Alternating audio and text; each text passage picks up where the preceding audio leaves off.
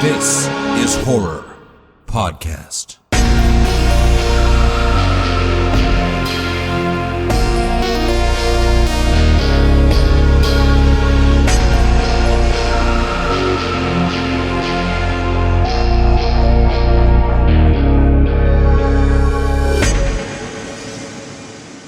Welcome to This is Horror, a podcast for readers, writers, and creators. I'm Michael David Wilson, and every episode, alongside my co-host Bob Pastorella, I chat with the world's best writers about writing, life lessons, creativity, and much more. Today, we are welcoming back Dean Koontz to talk about his forthcoming novel, The Friend of the Family. Dean Koontz is one of the most famous writers in the world, and he has been on This is Horror several times, so I find it difficult to believe you do not know who Dean is. Nonetheless, for those of you who are new to the show and new to Dean Koontz, here is a little bit from his bio. Acknowledged by Rolling Stone as America's most popular suspense novelist, and as one of today's most celebrated and successful writers, Dean Ray Koontz has earned the devotion of millions of readers around the world, and the praise of critics everywhere for tales of character, mystery, and adventure that strike to the core of what it means to be human. Dean, the author of many #1 New York Times bestsellers, lives in Southern California with his wife Gerda, their golden retriever Elsa, and the enduring spirits of their Goldens Trixie and Anna. And as I said before, his latest novel is The Friend of the Family. His perhaps most overtly horror novel is Intensity, and the series that he might well be best known for is Odd Thomas. So if you pick up all three of those, The Friend of the Family, Odd Thomas, and Intensity, then that would serve as a really excellent introduction to Dean Koontz for any of you unfamiliar. Well, okay, before we get Dean on the show, a quick advert break. It was as if the video had unzipped my skin, slunk inside my tapered flesh, and become one with me. From the creator of This is Horror comes a new nightmare for the digital age, The Girl in the Video by Michael David Wilson.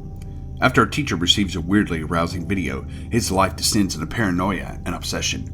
More videos follow, each containing information no stranger could possibly know. But who's sending them, and what do they want? The answers may destroy everything and everyone he loves. The Girl in the Video is The Ring meets Fatal Attraction for the iPhone generation. Available now in paperback, ebook, and audio. From the host of This is Horror Podcast comes a dark thriller of obsession, paranoia, and voyeurism. After relocating to a small coastal town, Brian discovers a hole that gazes into his neighbor's bedroom. Every night she dances and he peeps.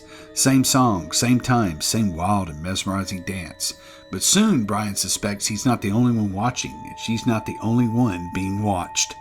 They're watching is The Wicker Man meets Body Double with a splash of Suspiria. They're Watching by Michael David Wilson and Bob Pastorella is available from thisishorror.co.uk, Amazon, and wherever good books are sold. All right, with that said, here it is. It is Dean Koontz on This is Horror. Dean, welcome back to This is Horror. Well, thanks for having me there again. I think your show is actually misnamed. I find it a very disconcerting show, but I've never found it horrifying. So then we might have to rebrand to This is Disconcerting, but I'm not sure that it would kind of get the readers that we want into the show. It's a much larger niche, or a much smaller niche. I think a large part of the world is disconcerted almost continually. But I get your point about genre audience, so I will stay with this. I will stay with it. I'll allow it to be stayed with. So we are recording this at the start of the year in 2026. So I'm wondering, do you make or have you ever made New Year's resolutions? I was just asked that, and I said that I was going to resolve. How did I put this? I was going to resolve to enter the new year with less concern about events and with a kind of goofy optimism. And I've so far failed to do that, but it's I unfortunately watch the news, and so it's hard to be goofily optimistic when you do. Yeah, I mean, the news doesn't typically bring with it optimism. It's never really, this is the good news. This is doom and gloom. These are all the bad things that have been happening in the world. Well, of course, the media always has admitted if it bleeds, it leads. So I think that's, they long ago determined that the more negative it is, the more people are interested in it, which I don't know what that says about our species, but actually I do know what it says, but I don't want to contemplate it. Yeah. Yeah. And I think in terms of the kind of depravity and the morbid nature of our species, that leads us quite nicely into the friend of the family, your brand new book. And so I want to know, what was the story genesis and what was your why behind writing this novel? This is one of those that the character popped into my head with no story whatsoever at the start. And that happened with Odd Thomas, which ended up an 8-book series. This will not. I'm 80 years old, so I don't foresee 8 more books related to this story. But when the character came to me, somebody it's this young woman, we meet her when she's 17, and she spent her whole life since she can remember as a very young child in a carnival freak show. The book is set in the 30s and until 1944. And she came to me. I've always been interested in carnivals, and I was once quite interested in the concept of freak shows. I used to actually get a magazine that was published in Canada that was where people qualifying for that term to get work in what were called 10-in-1s in the carnival business, 10 human oddities in each tent. They ran advertisements in a Canadian magazine published for that purpose.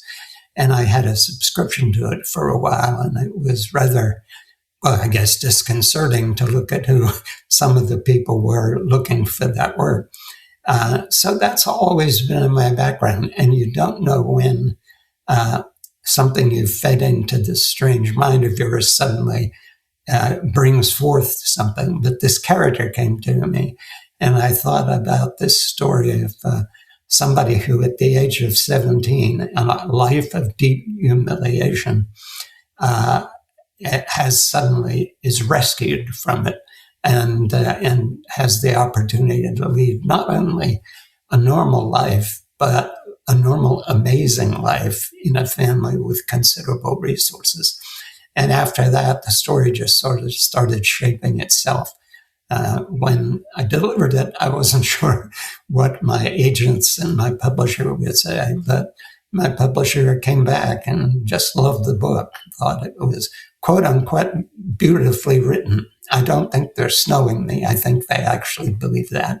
And as a consequence, it's about all I can say. The story told itself as it went, not that I didn't have to write it down, not that it wasn't as hard as it always is, but it wasn't anything I had to say, now, what happens with this person? It just was one of those that flowed. Yeah, once again, you have written a book that is enormously difficult to classify, but I think I would say this is perhaps your most emotional and tender book. And of course, there is horror within it. There's certainly horror of circumstance. There's a little bit of comedy as well. I think that is always going to occur in your books, but at its core, it is a very moving and poignant piece. It is a piece about humanity, about families, both those that we're born into and the families that we create or seek out. So I'm wondering, how did you strike the balance with this one when you were writing such a tender book, but also getting in those moments of suspense and horror? It's, as I've often said when somebody says to me, why do you write suspense novels? And why do you write this little scary factor in them?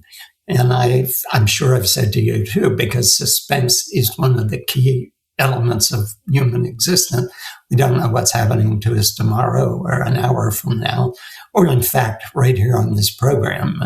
We're at different places, rather remotely, so you can't attack me, but it could be a verbal attack. So I never know what's about to happen, and neither does anyone else. And that was sort of how I kept the balance. It was, I did concern myself that, I didn't want it to become a sentimental book in the sense that it's phony in that regard. There's so much in the way of human suffering within it that I don't think it can go there. But it was something that concerned me. And then, I don't think I told you this before, maybe I did when I was on before. My wife is my first reader always, and she's the best and toughest critic I've ever had. So she doesn't read manuscript and then come into the office and tell me how brilliant I am, or at least that's not all that she told me. And I know how long it takes her to read a book, so I gave her this manuscript at 6:00 on a Friday morning and figured she'd finish it by noon on Saturday.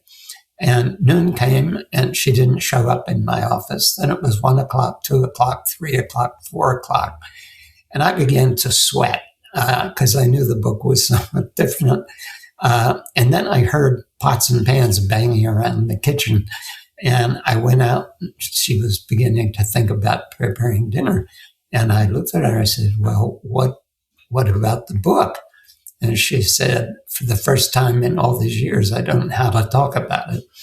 And that didn't sound good to me. And I said, what is wrong with it? And she said, well, I needed 2 boxes of Kleenexes to read this novel.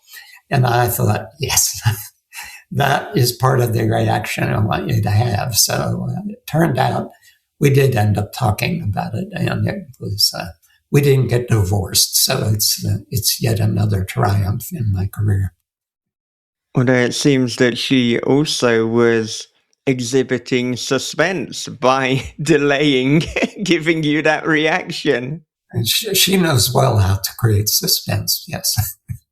Yeah, and I mean, goodness, in terms of the emotional core and that reaction from your wife, I mean, as with a lot of Dean Koontz books, it seems like it might be going in one direction. You're seeing a leader being rescued by the Fairchild family, only to find actually expectations have been inverted, because it may well be that a leader is the one who is there to rescue them. So when did you know this would form part of the story? Only as it happened. It's sort of always that way, but in this one, very much so. I don't want to give away any spoilers, but all I knew is that aside from, just to fill in the audience here a little bit,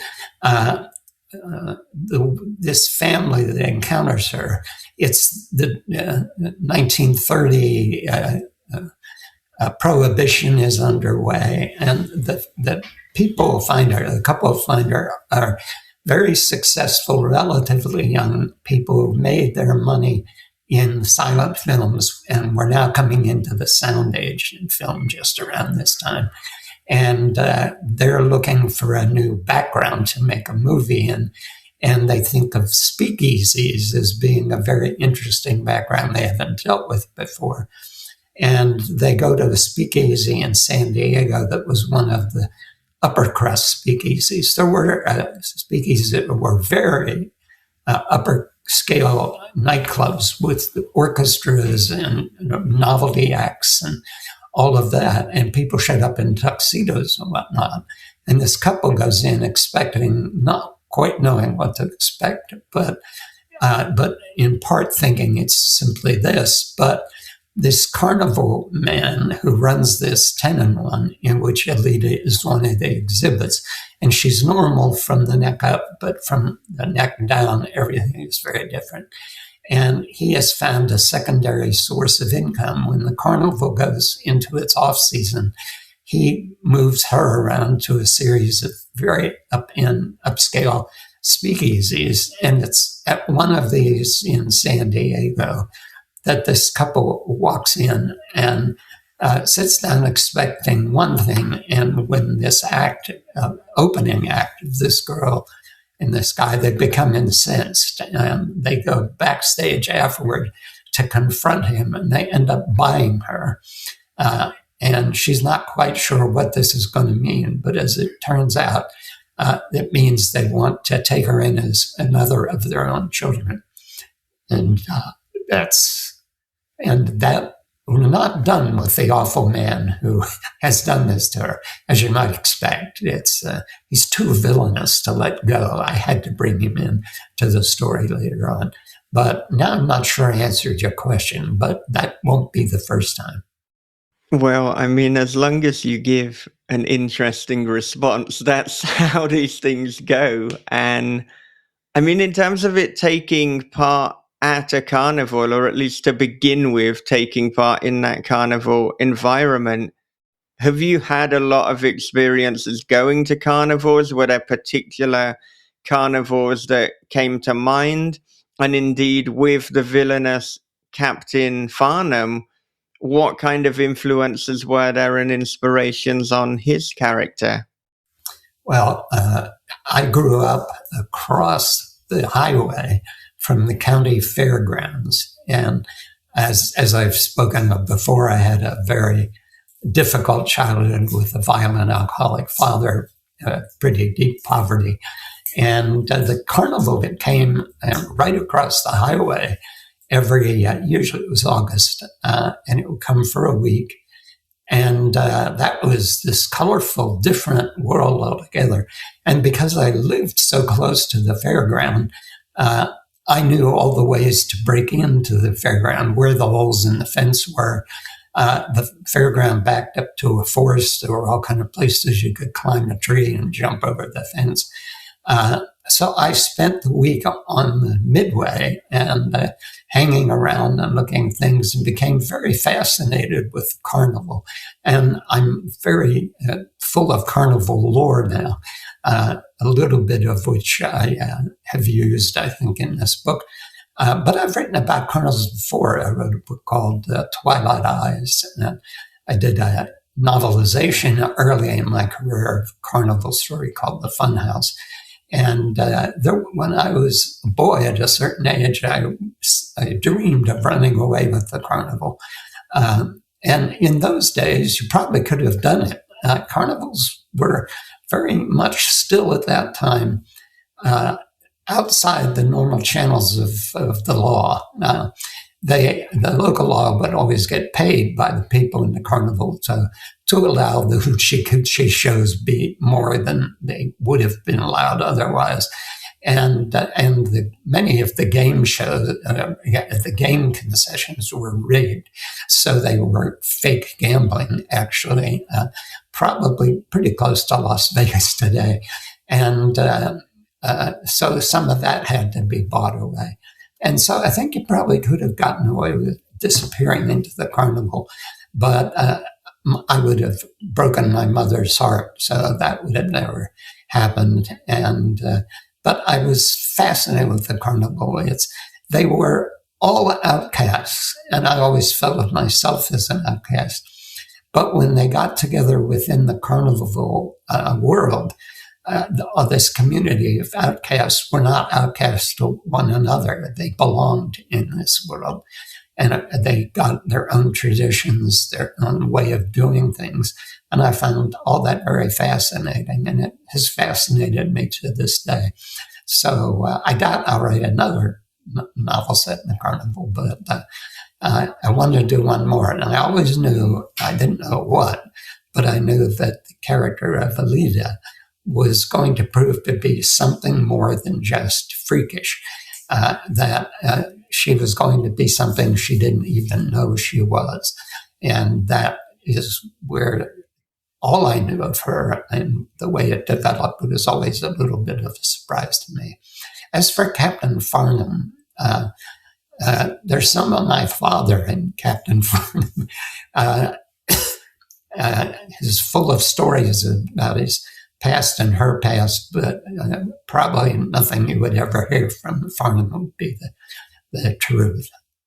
And despite there being some of your father and family history in there, there was no mention of outhouses, which while I was looking at your blog in preparation for this, you started, I'm not even sure how you do this, but with your blog, you'll start talking about one thing, and then it's like, so you could buy my book. And it's like, how did we even arrive here? But I was very entertained to hear that your grandfather, I believe, had built 2 toilets outside, even though nobody ever used 2, and this idea that like the richer you were meant there were more toilets, even though it would become functionally less useless. I'm not sure why I've brought this up other than you brought it up in your blog. So I thought we're going here in the conversation. Now, first of all, let me back up and say that monthly newsletters, my publisher that I've been with now for 12 books, wanted me to write. Well, actually, what they said is, authors aren't required to write their own newsletters. We can do that for you. And I said, no, I don't want anyone else writing something that thinks, and then it goes out there and everybody thinks I wrote it. I said, first of all, I think many of my readers know me well enough to identify the fake newsletter like that. And so I will write this, even though it's something of a little bit of a chore. And I've changed it as it's gone on. I made it amusing. I always said also, I'm not a hard sell kind of guy. I wrote one that was a joke, hard sell, several months ago.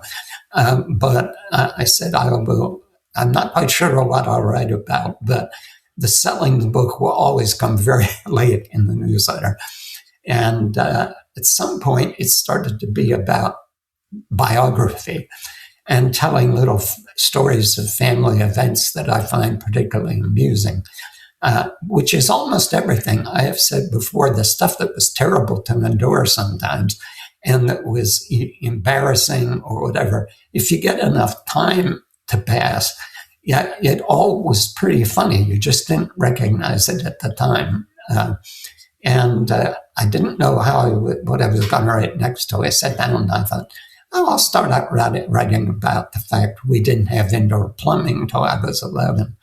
And it was true that the outhouse my grandfather built to go along with this house was, outhouses are basically shacks that sit in the backyard. But it had 2 holes in the seat. And I was always fascinated at that because I thought, and I say in the newsletter what I said to my grandfather, why did you do this? Now, it was true that my grandfather fancied himself a home builder, but if you'd ever seen the homes he built, you know that he was delusional. They did stand up, but that was just about all that he really required of them. He was a very sweet man. He was just like a lot of people in my family. There was something a little off about him. And that was one of the things that he thought he could build houses. And as I say in the thing, I think he took pride in the fact that he put 2 seat holes in it. And when I asked him, he he said, well, it was for emergencies, which fortunately the family never had such an emergencies where we had to share the outhouse together. But I was very happy when we got an indoor bathroom. I was 11 years old. And prior to that, it was something you get used to, but the freezing in the winter and the spiders in the summer were not conducive to getting the function that you're looking for to work right. That's the best way I can say it. Can you confirm whether you have built a little outhouse on your property as a tribute to your grandfather? No, I haven't done that. And, Michael, I can think of no one else I know who would even suggest it but you. And so that's why I come back on this program. I did think, as the question materialized in my mind, am I really going to ask Dean Koontz this? And I thought, yeah, I am. This is, we get, or I say we, like I'm making Bob an accomplice in this. I get to the root of these important questions. So I'm glad everyone can rest easy because it is a vast property that you live on. So, maybe there is a secret outhouse, but you've confirmed there is not. I suppose if I build it, I could hang his picture in it as a tribute. I could even name it after him above the door. I don't know. I'll take this under advisement with my wife, and we'll see how that goes. Okay. That seems like a sensible idea. And, from past conversations, I think your wife typically reins in some of the more absurd ideas. So it is probably for the best. The marriage is working out so far. Yes, 59 years. I'm not sure I'd call them absurd ideas. I think they're colorful, but I just delivered a text for the newsletter for this month, and it tells the story of how, fire that was threatening our neighborhood, I went on our roof to water it and fell off. It's quite an interesting story in its own. So you'll probably want to look into that, and you'll probably try to encourage me to climb back on the roof again if I know you, but that won't work if you're having fallen off a fairly high roof. Yeah, I imagine most people who interview you, normally to promote your books, don't go to the level of reading your blogs and then framing a question around it. But again, this is the treatment that you're going to get here. Yes. And so to move back to the book, there's not a much bigger contrast than having the carnival world to then showbiz and movie making. So was that part of the appeal of writing about the Fairchilds and having them have this kind of exuberant life? I wanted to put her in a place so different from where she'd been that it would bring out all the best in her and raise the stakes so high for the reader that you worry, oh my God, she just survived 17 years of this. Now, is this a false promise?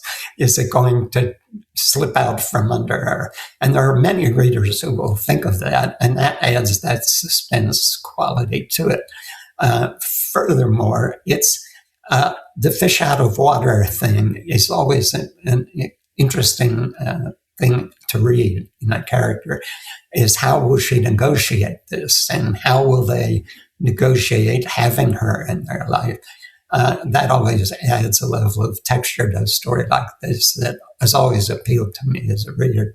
And then as I knew that there was something about her that was going to bring us into that sort of magical territory, because I consider this book really a book of magical realism, as sometimes called, then I wanted to see how that would play out in the lives of other people. So it was also, I felt that period of time in America. It was a very interesting time, the 30s to 1944. Prohibition, music was changing. The movies were new, but were already changing. War was coming. War had just ended.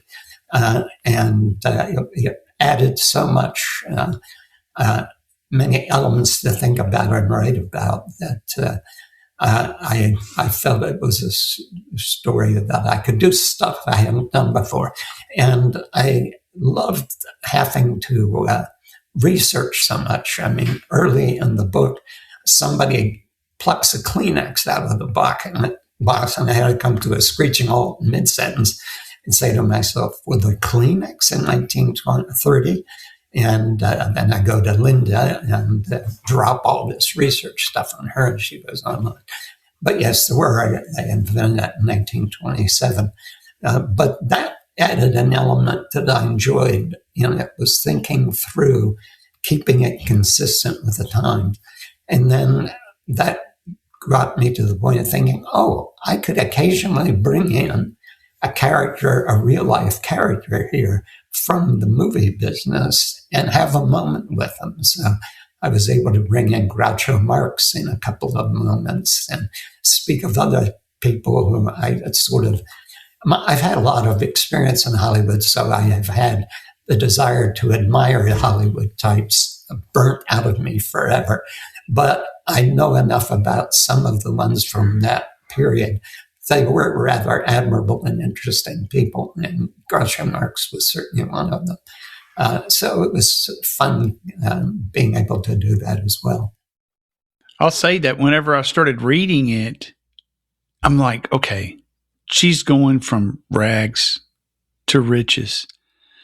But we are reading a Dean Koontz novel. So what nefarious plans do the Fairchilds have? That was my initial thought. I was like, these people are going to be devious. They're going to be worse than, she's going to beg to go back into the carnival. That's what this book's going to be about. And I was wrong. I'm kind of glad I was wrong, because the story was not as I anticipated. And it became something that was very emotional and tender and quite entertaining. Well, it's thank you. And that's her first thought in the car as she's allowed herself to be given to these people. She has a moment where she's wondering, what is their motive here besides what seems to be? Because what seems to be seems impossible. But I realized even though I didn't know where the story was going, is that was what a lot of people would expect, and therefore it couldn't be what really happened in the story. So I'll leave it there. I won't spoil my own story. Mm-hmm. It reminded me of reading accounts and, of course, seeing the film of Joseph Merrick and the Elephant Man, and how the doctor, there's some parallels there. Alita had probably a little bit better life than Merrick had, but the humanity of both these people, Merrick and Alita, is what this story is ultimately about. It's about, not appearances, but what's inside your spirit and, your intellect and your heart. Yeah, that was the intention here. It's because I think I've said, I talked about publicly that we have worked for 35 years or more with this group called Canine Companions for Independence that provides assistance dogs for people with severe disabilities. And I can remember years ago, I think probably 34 years ago when we were first working with them. And we went to a full weekend where it was all Canine Companions events down in San Diego at that time. And we met probably 200 people with severe disabilities, including children and adults. children in these big, difficult wheelchairs that are totally powered because they have very little use of their hands. And what took me, I was also head of a writers group at that time. And all I was hearing was complaints from the members of the organization. And we escaped and we went to this place where all these people had these really serious problems. And I never heard from any of them one complaint, one line of negativity about their lives. They were all geared up to make more of their lives and to do what they could to get better. And there was much laughter and ebullience through this weekend. Then I came home and there were 49 complaints on my answering machine at that time from writers who are members of this group whining about what their agents had done and what their publishers had done. And I listened to all of these and with growing dismay. And when I got to the end, I said to Gerda, there's not one complaint that anyone has made here that I haven't had happen to me in my work with agents and publishers. None of this is unusual. None of it is life-changing. And I quit as president of the organization because I said, okay, I've had enough of this. And then when I quit, I was doing the newsletter. I didn't put my outhouse stories in that newsletter. It seemed inappropriate. But I said, look, I love you, you're all wonderful, but get a grip. Here's where I was on the weekend. Here's the kind of people I saw the problems we had. Not one complaint. And here you are complaining about some little thing your agent has done or something your publisher has done that they do all the time to everybody. And it's just the way the world works. So, just don't let all these little things bother you because you'll destroy your own life. Get a sense of humor about it and just plug forward and put that in the newsletter and send it out. I have to say, much to my dismay, I got numerous responses saying that my problem with my agent is just as bad as that person who had no legs. And I've had to say, no, actually, that's not true. Having no legs is a lot worse than having a problem with your agent. So that was my time on that. So I wanted to, I thought about that often over the years, and I wanted to really write a novel about what I had seen in working with this group, and that is that it's in the dedication of the book, actually, that every life has meaning, because every life, if lived properly, can uplift others. And that's sort of what I was attempting to do in this book, because they uplift her, but she uplifts them. And there you go. And so that was where the kernel, the seed of the story was the desire to write a story that way, that was about that. Oh, that got very serious there. No, not at all. And there does seem to be a tendency almost that the more comfortable someone's life is, the more that they complain about just the petty and the mundane and the things that in the grand scheme of things don't matter. But when you have real, almost life-threatening or life-altering trouble, there's almost no time to complain, and you have to find the light. You have to find that little semblance of joy, because that's kind of what's keeping you going. That's kind of what's keeping you alive. And I mean, there's quite a bit of that, particularly right at the start of the book, with a leader and the humiliation that she's enduring, and eventually that hint towards suicidal ideation. Now, she doesn't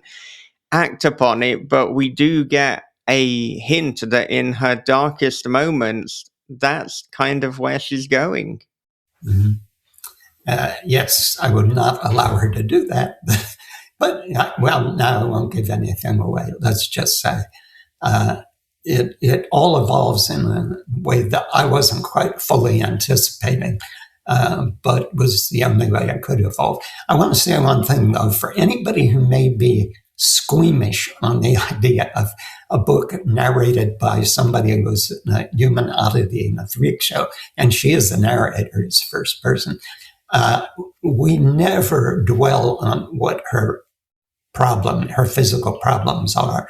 I knew that I didn't want to do that. And when we get to the end, you get just enough of an idea, but it isn't development.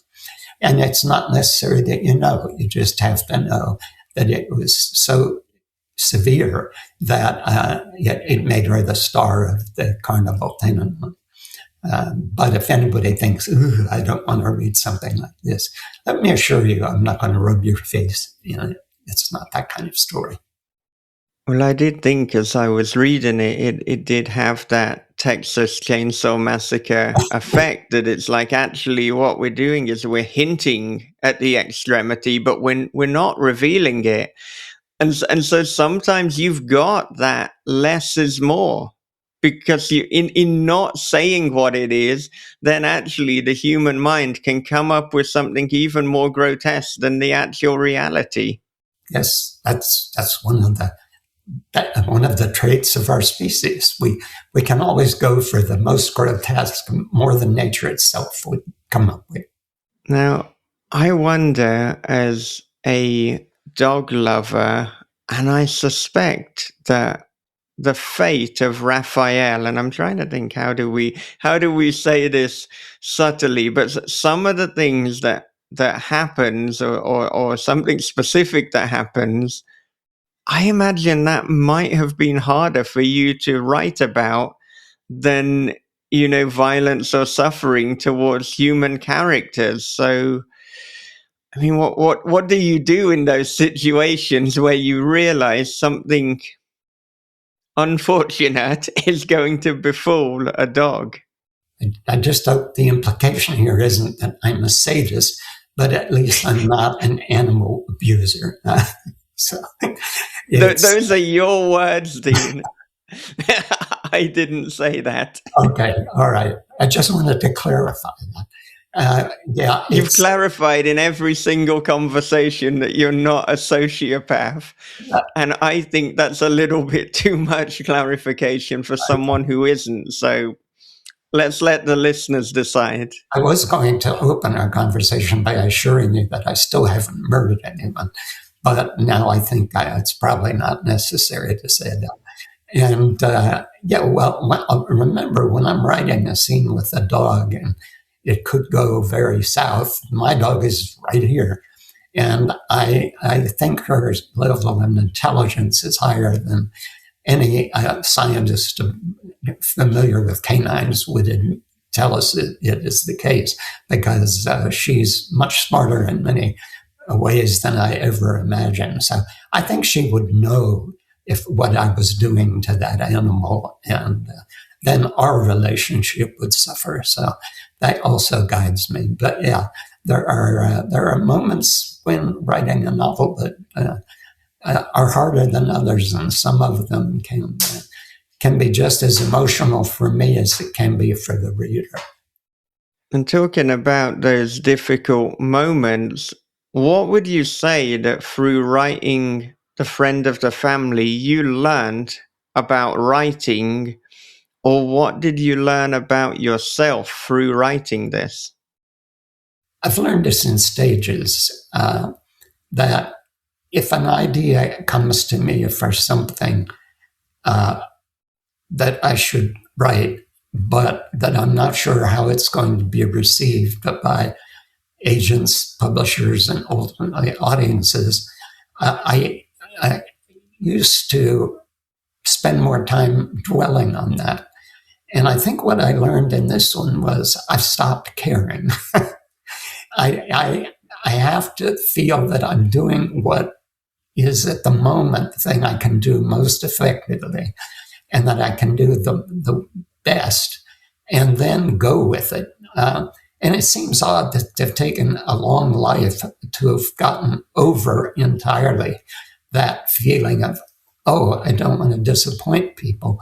Well, I don't want to disappoint people, but I think what I learned in this book, because it has received a wonderful reaction from publishers and everything. Now, it still is the public to tell me whether they like it or not. But I think I finally got to that point of saying, I should have maybe even earlier than I have stopped worrying about that and just say, do the best you can and free yourself from all concern about it. And the book will write more easily than it does when you're concerned too much about what people are going to think of it. Because this book wrote very, very smoothly for me. As I said, using the language well is always very difficult, and you're always catching yourself in moments of failure. But this one was never a book that I wondered if it was working. And often I do wonder whether it's working. So I gained a little extra self-confidence in writing this book, I would say. And that paid off in the one that followed it. And I hope it pays off in the one I'm working on now. Yeah, I think something that's greatly admirable is even if you have had moments of self-doubt, even if you've kind of anticipated, oh goodness, how are people going to react to this? You've, throughout your career and throughout your life, always advocated for yourself. I mean, I think it was when you were 25 that your agent at the time said, oh, well, I think you're going to only be a mid-list orphan. I'm sure he didn't phrase it quite as bluntly as that, although maybe he did. But you said, well, I disagree with that, and we're going to have to part ways. And you've also had moments where publishers have tried to put you in certain genre boxes. They've tried to market you in different ways. And, you've rejected it, and you've always stood up for who you are and what you're writing. And so I think there's a tremendous amount that people can learn and can take away from that. Thank you. And that agent, whom I remained friendly with until he just passed away a couple of years ago, that he was that blunt. He said, "You're trying to be more of a success than you can be. You're always going to be a mid-list writer." It struck me as impossible to be 25 years old and being told what the rest of your life would be like. You had to take some risk. And he wasn't a bad person. He was actually a very sweet person. I liked him very much. But we had to part. And we stayed in touch. And he was, to his credit, he was very pleased that I went on to be more successful than he had ever thought, and that he lost out on 10 or 15% of that. He didn't care. It was just being happy he was a good person. But yeah, my publisher on this says, in the little note she put in the front of the advance proof, she said the book surprised her. She's always used to being surprised at what I deliver, but this was sort of the last thing she expected to receive. But that's good in a way. I think when you stop surprising people, it's probably because you're dead. And I don't intend to retire until the coroner convinces me I'm dead. So I still have a few books in me, I think, and I hope to continue to surprise myself. Yeah, and another thing from kind of back in the day was I remember you telling us that your wife essentially gave you 5 years to become a writer and said, right, if you can't make it in 5 years, then essentially you can't make it. And so you did make it, and here you are. But I'm wondering, because we haven't quite gone into the detail on this, what was it that you did during those 5 years? And what if you were to do it now, or what if someone were to do it now, would you advise they do? Because I think perhaps the climate has changed quite drastically, that what you did might not necessarily be what you would recommend someone does now if they have a 5-year deadline to make it as a writer. The whole publishing world has changed so dramatically, and not for the better. It's when Julia made that offer to me, I'll support you for 5 years, and if you can't make it in 5, you'll not make it. I made mistakes. I didn't have the confidence to immediately break out into something more ambitious. I started writing short science fiction novels because that was mostly what I was reading as a kid, or exclusively what I was reading up to a certain age. And as a consequence, that's what I started writing. And I was able to sell it. And then it wasn't making enough money. So I got into some level of panic in that situation. And so then I started writing. I had an editor or a publisher who was publishing my science fiction paperback say, you ought to write these women's Gothic romances because they really sell and we need a whole bunch of those. And I wrote a few of those, and I watered down what I could have been doing out of a kind of desperation to be sure we would stay afloat and I might be able to make those 5 years with a viable career. If I had it to do over again, I would have focused on more ambitious things earlier on and realized I was making the mistake of writing like pulp writers had written back in the day.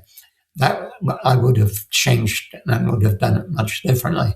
But on the other hand, the struggle was something that when I saw what life would be like if I wrote only those paperback originals in strict genre formats, I realized that it took me a couple of years, but I realized this was a dead end and I had to start upping my game. And so I spent those years trying to learn how to do that. When you come from a background like mine, you don't necessarily have the self-confidence to say, oh, I'm going to write the next great American novel. And as a consequence, you're always just upping your game in little increments.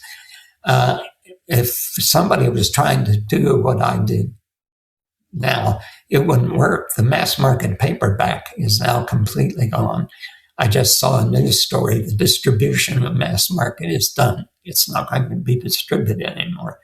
Now, that ruined the publishing business because so many readers came in at that price point and they could afford to pay, early on early on 50 cents for a paperback. Eventually it was $8 and $10 when I was there. But publishers now they say it was distributors who killed the mass market, but I had two different very major publishers tell me in very no argumentative terms, almost gloating, that we're going to kill the mass market paperback because the price point isn't satisfying. And we're going to force people into a $15, $16, $17 price point by putting them all into trade paperbacks. I know that was publishing intention, and they did it, but it didn't actually work. Some people came along to buy the trade paperbacks, but many didn't because it was too big a leap. Ebooks made up for some of that, but not nearly for all of it. And the one thing about the mass markets, not to get into inside baseball kind of stuff, but one thing about the mass market paperbacks were that they were so cheap to produce that when I started out and they were selling it like $5.95 at my early days. And in those days, it cost 20 cents to print and ship a paperback at that time. And even by the time they had gotten up to selling for $8 and $10, it was only 35 cents because processes of production had improved. And so when you're selling a $10 item that's costing 35 cents to print and ship, you've got a very huge margin there. And I think they all should have been happy with that. Now, I, as a best-selling writer, got a 15%. So at the $10 price point, I got $1.50. They were paying, let's be generous and say, 50 cents to print and ship. There's $2. They gave a 45% discount to most accounts. So that left out of it all about $3, $3.50 of profit, or profit prior to office expense and all that. That is amazing when you're selling hundreds of millions of paperbacks a year were being sold. And it was, I think, a key mistake in the industry. So now, but what was great, I'm wandering a little, what was great was the investment in a new writer that they brought in paperback wasn't that big. So if you screwed up and you wrote some books that didn't sell because you were fumbling and learning, that was okay. They would buy another one and they bring you along. But now they don't bring you along. You have a few opportunities to succeed. And if that doesn't work, you're out the door, or you have to publish forever under a pen name. Or, and the other downside of this, you'll see somebody in self-publishes onto Kindle, and some influencer somewhere that hasn't a lot of followers comes in and starts pushing the heck out of this, and the book starts selling. Then New York publishers come along and buy those books that were self-published and put them out with all this promotion, but don't even edit them or copy edit them. I bought some of these and been astonished to see them full of errors of syntax and grammar. And I said to my agent, "What is this?" And he said, "Well, it's a lot easier to buy books that are already finished and selling and just repackage them in different covers and reach out to an audience." Well, that's not good publishing either. So I don't know what to say to young writers trying to come up. It's a tougher world than it was then. Yeah, I've seen a lot of writers get a so-called lucky break from independent and self-publishing being picked up by these bigger publishers. But as you say, the lucky break was only when they went viral because some influencer or somebody put this out into the collective consciousness, and so everyone was aware of it. But if they'd have taken a chance and taken that to the publisher with kind of no real audience or sales, then they'd have said, "No, we're not going to take a chance on it." So I feel in many ways, and it is obviously speaking in generalization, so not exclusively, but a lot of publishers have become safer. They don't want to take chances. They don't want to take a risk. They're just putting out what they feel to be a guarantee or something that's along the lines of a formula that has proven itself beforehand. So it's a bit of a problem for creativity and experimentalism.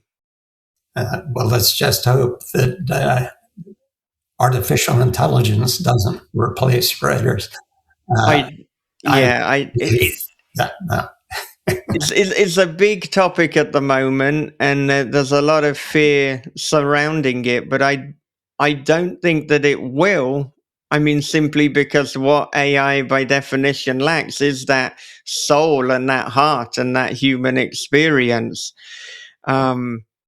I think AI is a threat to a number of industries and to a number of jobs, but in terms of just pure creative fiction, I think what a lot of us readers are after is that human connection and that human experience. I think one problem I'm seeing very recently, like literally this last week or so, people talking about it, is beforehand, you would find somebody, perhaps you're down the pub and there's this guy who's like, oh, I've got an idea for a story. And he's like, but I don't have any time to write it. But now AI is allowing these people to put a prompt into it, and then they have a story. It's not a very good story, but then I don't know, it's creating this group of false writers, all these people who they believe they're a writer, but they haven't put any work into it to become a writer to begin with. It's you just said something I said to somebody on an interview not very long ago, the subject of AI or AGI particularly came up, and I said, for all that it might one day do and everything else, the one thing it lacks is soul. And you borrow that from the music business. Music works if it has soul. I even think that AI could potentially be more successful in music than in producing fiction, because I've heard songs in which AI wrote the music and with guidance generated the words and can do the voice. But I think that is much more simplified than a novel, and it can't sustain it. I don't believe it can sustain. I may be whistling in the dark, but I don't believe it can sustain novel length in any way that would not sooner than later in the course of reading it alert you to the fact that some sort of stupid machine is writing this that thinks it's smarter than it is. Right. And when we were talking to Chuck Palahniuk, he was saying one of the things with, writing fiction, one of the good points is that human error. And that's something that AI can't replicate, having human error, that there's something, attractive about that. There's perfection within the imperfection. Yeah, it's, and I just think there's the machine can read about, it can scan, it can scan and store enormous amounts of information, and there is a certain amount of what we might call learning involved there. But as to move from that to coming up with circumstances and situations that are fresh and interesting, I think is almost impossible for that kind of thinking. It's, for instance, I read this book, I mentioned it in my blogger newsletter, called The Award, and it's written by Matthew Pearl, and I was sent a copy, and I just loved the book because it's so true about the literary community, what it has to say, and it's not terribly flattering. And as a consequence, I don't think, unless I have never seen anyone write about the subject of literary awards and publishing quite as he did in this book. And until an AI could scan that book, it couldn't write that book. And then it can only write a different version of that book. So I don't know. We'll see. I'm fortunately old enough that AI, I may one day have an AI doctor who pulls the plug on me, but I don't think the AI writer will undo my career. Oh my goodness. I hope it doesn't get to the point where our lives are literally in the hands of AI. Medical services, the money going into them, it's not what it once was, but I really hope we're not going to outsource it. Here's your AI doctor. It's like, I think I'll take my chances on this one. I'm just not going to go to that doctor. I've seen that a number of doctors are using AI to explain to their patients, and I've heard where the doctor sits there and starts the computer up, and they both sit and listen to the computer. I probably would find another doctor after that, but because I think I go back to Stephen Hawking, because I'm pretty sure it was Stephen Hawking who said the reason we've been listening for decades for other life in the universe and don't hear any is because at some point all civilizations create AI and it destroys them. So I hope he was wrong about that, but you do have to wonder. Yeah, certainly. And I saw you recommending, of course, the award by Matthew Pearl. And, not only did you recommend it, but it's the first time you have recommended a book in your newsletter. So I will certainly be picking that one up. And I mean, what an endorsement to almost break your own rule of not recommending.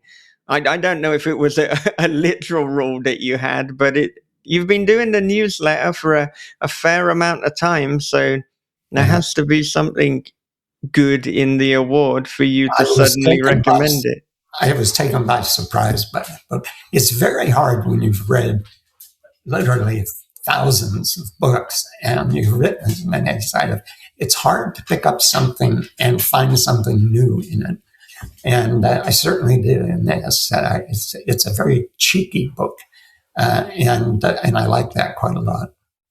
Well, we are coming up to the time that we have together, but something that you mentioned a number of episodes back, and I can't believe that I didn't ask anything further on it, but when you were talking about being signed by Amazon, you said that every other publisher either didn't have a marketing plan for you or it was 1 or 2 pages, but Amazon had a 40-page marketing plan. Can you give us any insight as to what was in this marketing plan? It was, they really know how to use the internet and social media. And so it's not just, we'll go to BookBub or we'll go here. It's just dozens of things that they plan to do and core interesting. It's very difficult to explain, except to say that they go everything from a page in the New York Times book review to they saturate the social media platforms and come up with clever new things to do. And of course, they have you do it for them or with them. And sometimes it's a little more involving than I want, but on the other hand, it has worked. And it's been interesting because you almost have to start opening yourself to the social media, even whether it's what you want to do or not, because other ways of promoting books have slowly disappeared. There used to be lots of newspapers that reviewed fiction. There are very few now.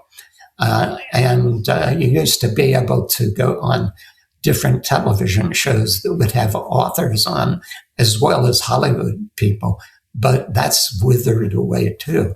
So you may say, well, I don't want to sit around writing social media posts and I don't want to do that. But once you start doing it, and I write my Instagram posts and stuff myself, it's a little challenge. It's interesting to try to write something succinct and amusing or informative. And I think in one way, I got used to it by saying, in a way, this sharpens your writing ability, and makes you more succinct. So there's a plus to it. But I'd have to show you the marketing plan to explain it, and I'm not going to do that.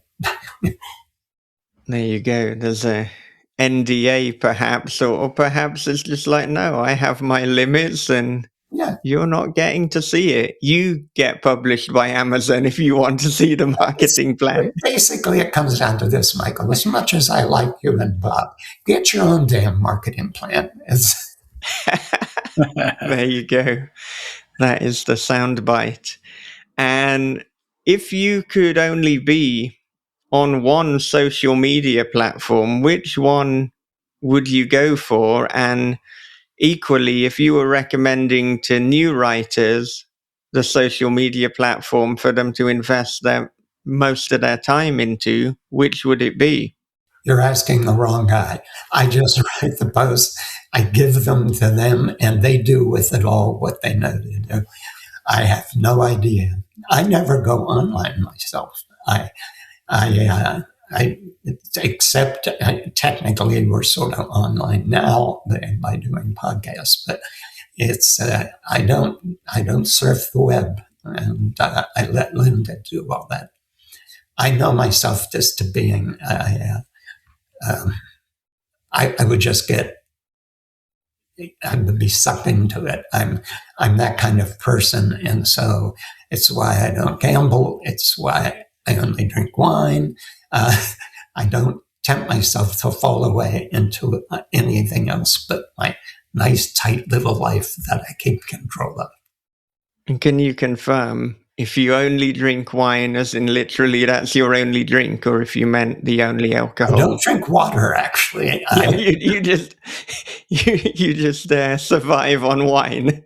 I've said that you bathe in water and you flush the toilet with it, so it isn't something to drink.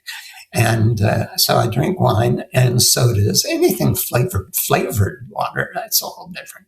But water without flavoring is repellent.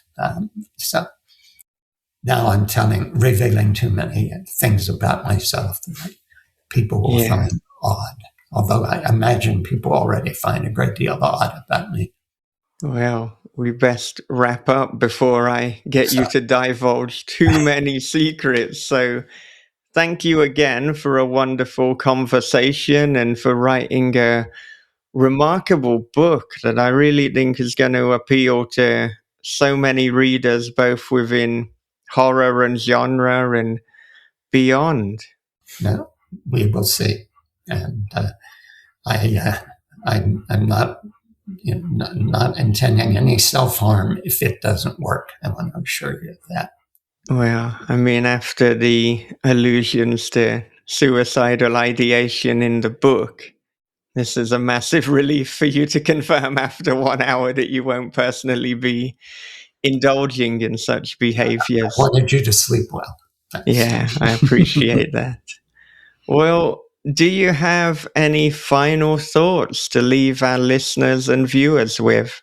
Okay. At my age, final thoughts is too ominous a phrase. So I would just say, be happy, don't worry, have a good life.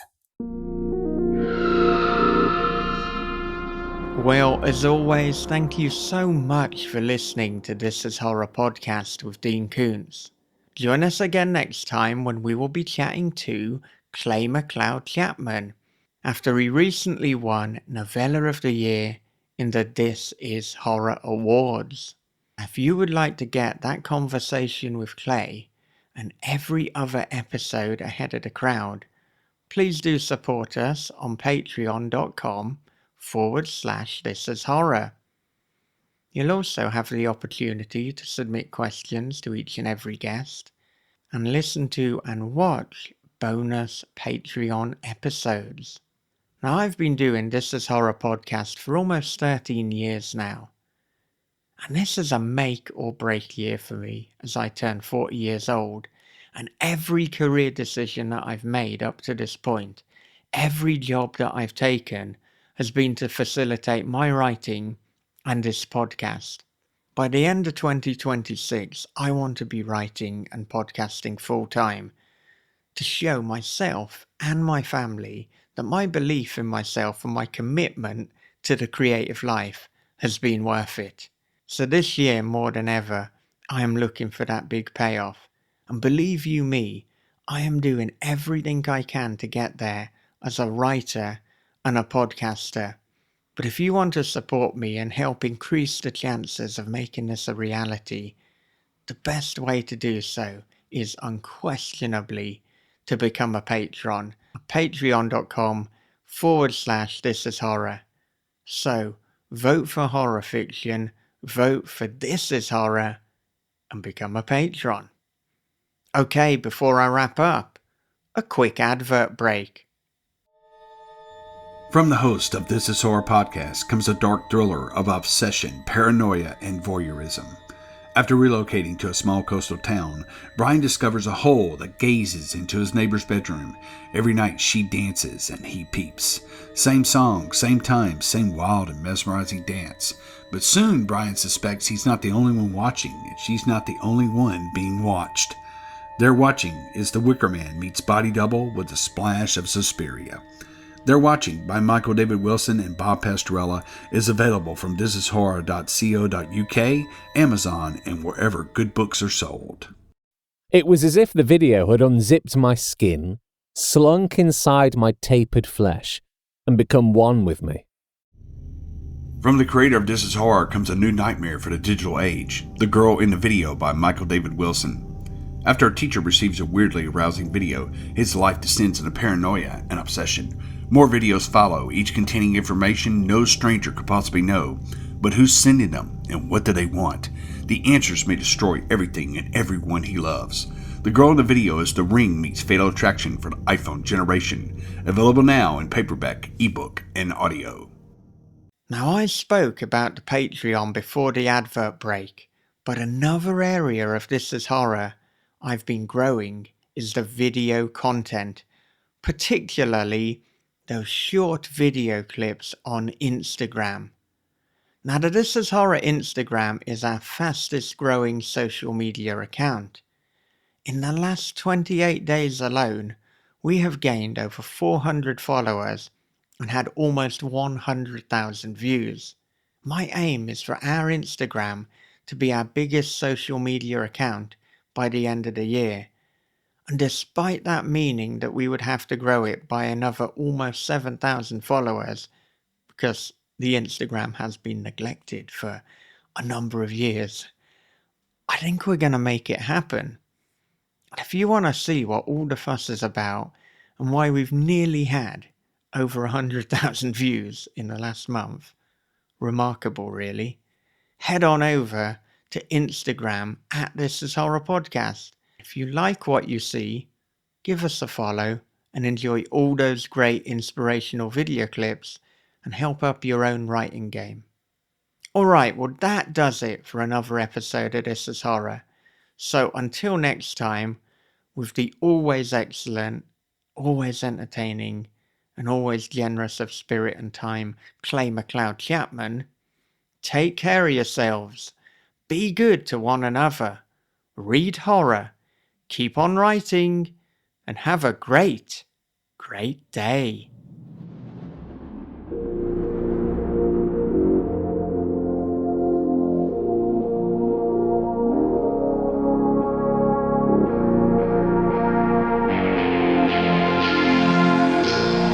This is Horror Podcast.